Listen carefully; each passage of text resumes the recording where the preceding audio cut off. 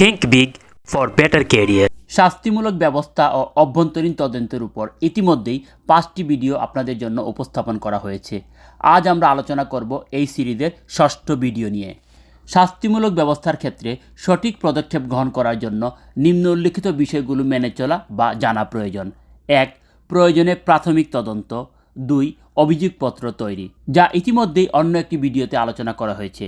আজ 6ঠ ভিডিওতে আমরা আলোচনা করব 3 নম্বর পয়েন্ট থেকে, অভিযোগপত্র প্রদান। 3. অভিযোগপত্র প্রদান। ক.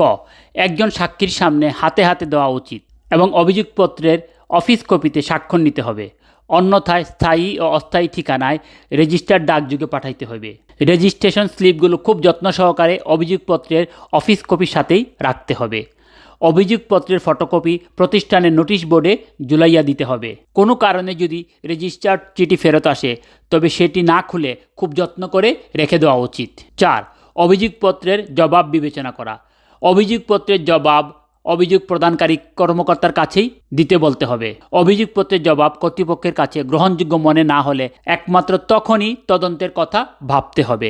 দোষ যদি লঘু হয় এবং শ্রমিক কর্মচারী যদি তার জবাবে দোষ স্বীকার করে থাকে তবে এ ব্যাপারে তদন্ত না করে তাকে 23(2) উপধারা মোতাবেক লঘু শাস্তি প্রদান করা যেতে পারে। 5. তদন্ত কমিটি মনোনয়ন।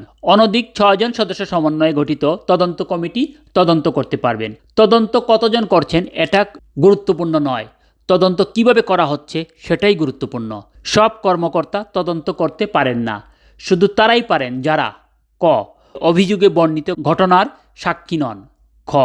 অভিযুক্ত শ্রমিক বা কর্মচারীর চেয়ে উচ্চ পদে অথবা একই সমান্তরাল পদবিতে অধিষ্ঠিত হইতে হইবে। গ. যারা এ ঘটনা নিয়ে কোনো প্রাথমিক তদন্ত করেননি অথবা ঘটনার ব্যাপারে যাদের কোনো পূর্ব জ্ঞান নেই। ঘ. যারা অভিযুক্ত কর্মচারীর বিরুদ্ধে শত্রুভাবাপন্ন অথবা বন্ধুত্বপূর্ণ সম্পর্ক রাখেন না। 6. তদন্তের নোটিশ প্রদান। তদন্তের নোটিশ হাতে হাতে বা রেজিস্টার্ড ডাকযোগে যেভাবেই পাঠানো হোক না কেন, নোটিশ পাওয়ার পরেও যেন তদন্তের 3 থেকে 4 দিন বাকি থাকে, অর্থাৎ যাতে করে অভিযুক্ত শ্রমিক বা কর্মচারী তার সাক্ষীদের সাথে যোগাযোগ করার সুযোগ পায়।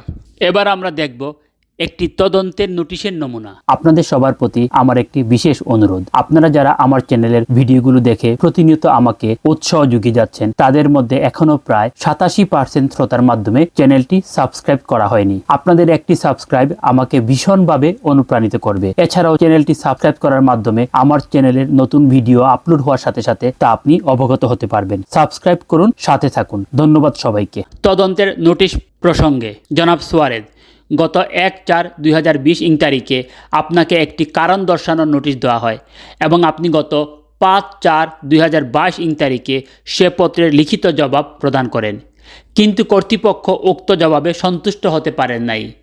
তবুও কর্তৃপক্ষ ন্যায় বিচারের স্বার্থে এ ব্যাপারে একটি তদন্ত কমিটি গঠন করার সিদ্ধান্ত নিয়েছেন। উক্ত তদন্ত কমিটি আগামী 20/4/2022 তারিখ রোজ শনিবার সকাল 10 ঘটিকার সময় আমাদের ম্যারাডোনা ফ্যাশন লিমিটেড, তারপর কারখানার ঠিকানা গাজীপুরে অবস্থিত কারখানা সভাকক্ষে অনুষ্ঠিত হবে। এ তদন্তে তদন্ত কমিটিতে দায়িত্ব পালন করবেন নিম্নোক্ত ব্যক্তিগণ: জনাব জিকো, সিনিয়র এক্সিকিউটিভ, মানব সম্পদ বিভাগ, তদন্ত কমিটি; জনাব ফেদারার, অপারেটর, সুইং বিভাগ, সদস্য, তদন্ত কমিটি। এ তদন্তে আপনাকে আপনার সাক্ষী সহ উপস্থিত থাকার জন্য নির্দেশ দেওয়া যাচ্ছে। এখানে উল্লেখ্য যে আপনি যদি কোনো কারণে এই তদন্তে অনুপস্থিত থাকেন তাহলে আপনার অনুপস্থিতিতেই এ তদন্ত পরিচালিত হবে। এখানে আরও উল্লেখ্য যে এ তদন্তে আপনাকে আত্মপক্ষ সমর্থনের সর্বপ্রকার সুযোগ দেওয়া হবে। ম্যারাডোনা ফ্যাশন লিমিটেডের পক্ষে মুস্তাফিজুর, ম্যানেজার, HR। পরিশেষে বলবো, জীবনকে সফল ও সার্থক করার জন্য সবসময় লার্নিং মোডে থাকুন এবং যা শিখলেন তা বাস্তবে প্রয়োগ করার চেষ্টা করুন।